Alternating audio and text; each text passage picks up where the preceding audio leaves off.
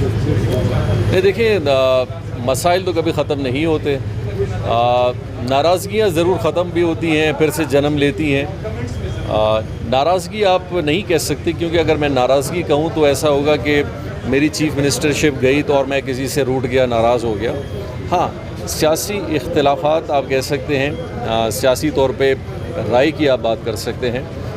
ہماری رائے اس ٹائم پہ ان کی ہمارے ساتھ نہیں تھی، ہماری ان کے ساتھ نہیں بنی، اور اس کے ریزنز تھے، ایسا نہیں تھا۔ آج وہ اگر میرے گھر پہ آئے تو یقینی طور پر میں یہ تو نہیں کہہ سکتا کہ کوئی میرے گھر ہی نہ آئے،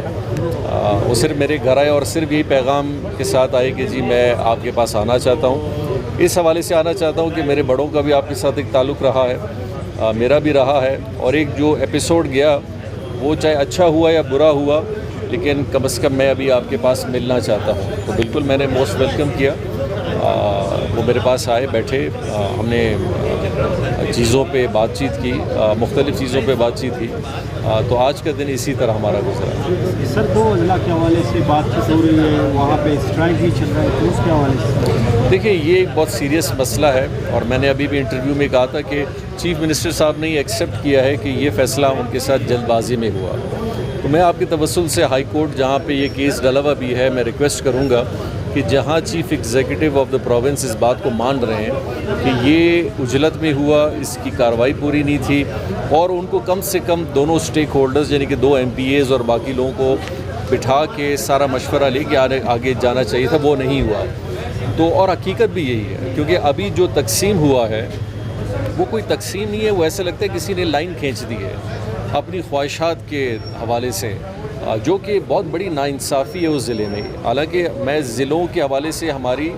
کبھی یہ سوچ نہیں کہ ضلع نہیں بننے چاہیے، لیکن ضلع بننے کا ایک مقصد بھی ہونا چاہیے۔ اگر وہاں کے MPA سمجھتے ہیں کہ ضلع بنے گا کہ ترقی ہوگی، تو میرا سب سے پہلا سوال ان کے ساتھ یہی بنتا ہے کہ آپ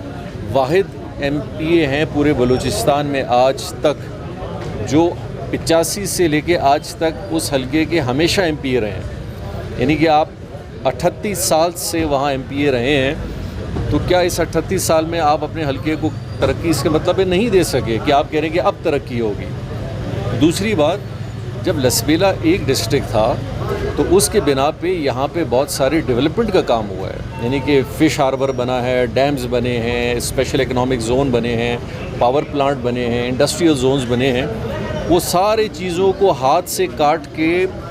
ایک ضلع میں لے جایا گیا ہے، اور جو دوسرا ضلع ہے اس کے اندر کوئی اکنامک ایکٹیویٹی،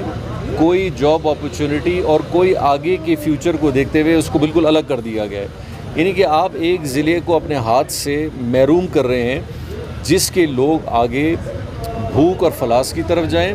اور دوسرے ضلع کو آپ نے بنا دیا ہے۔ تو یہ تقسیم ایک بالکل سیاسی تقسیم ہے، یہ ضلع یا ضلع کی بہتری کے حوالے سے نہیں ہے، اور نہ ہی ہب لوگوں کی بہتری کے لیے، کیونکہ میں ہب کے لوگوں کو ہمیشہ ایک بات بولتا ہوں کہ ڈسٹرکٹ بننے سے ضروری نہیں آپ کی ترقی ہو۔ آپ کی ترقی ہوگی کہ آپ کا نمائندہ وفاق سے، صوبے سے آپ کے لیے کیا کیا پروجیکٹ لاتا ہے،